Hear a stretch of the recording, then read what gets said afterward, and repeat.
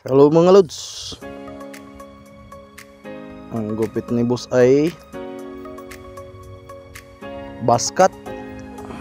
Wah, mukhang magpapapugi ito. Ganado magpagupit si boss eh. Nakita niya nakasalamin ako eh. Wah, barberong nakasalamin. Angas ng barbero ah. Kikwentuhan kami mga lods. Ang inuuna ko pala mga lods yung gilid dyan. Siniro ko. Hindi masyadong maproseso yung mga gawa ko. Diretso agad 1 tapos 0.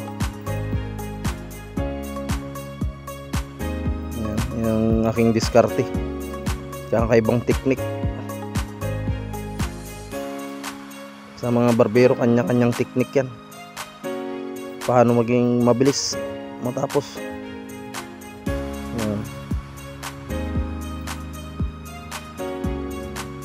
Basic na basic lang, veterans move yan. Saka ko siya ginamitan ng 5. Guide ko dyan ay 5. Babaskat na natin.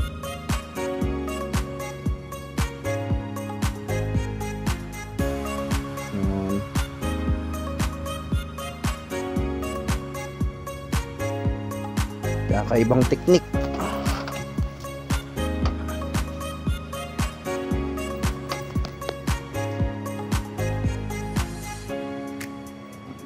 Mga barbero kanya-kanya kasing teknik eh. Yan. Para may iba naman.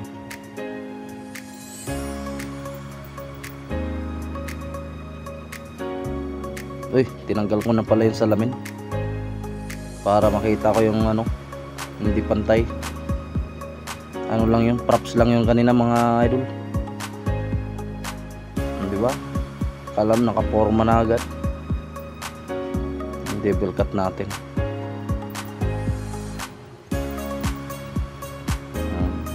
Double cut tayo, sigurado natin na pantay talaga siya. Tapos na, may line pa. Ayos ng pagkakagawa mga idol. Parang highlights na tuloy yung buhok ni idol. Nanginis talaga. Pang chicks yan. Ayos na daw. Okay.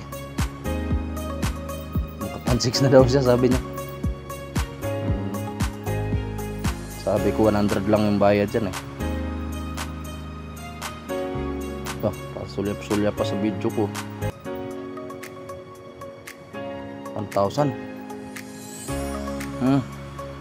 Okay na daw yan lods. 1,000 ang bayad. Yan i-remix ko mga idol. Dalawang basket. I-remix ko na siya. Hindi ko na masyadong dinitalyan.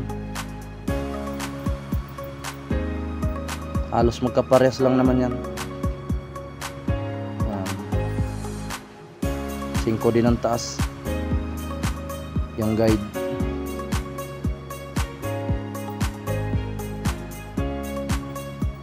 Magkaiba lang sila ng style mamaya. May lining din yan.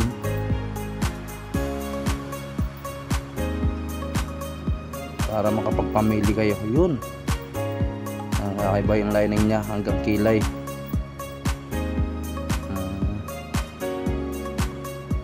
Nag-aagaw kasi dito against the light yung ko dyan, camera.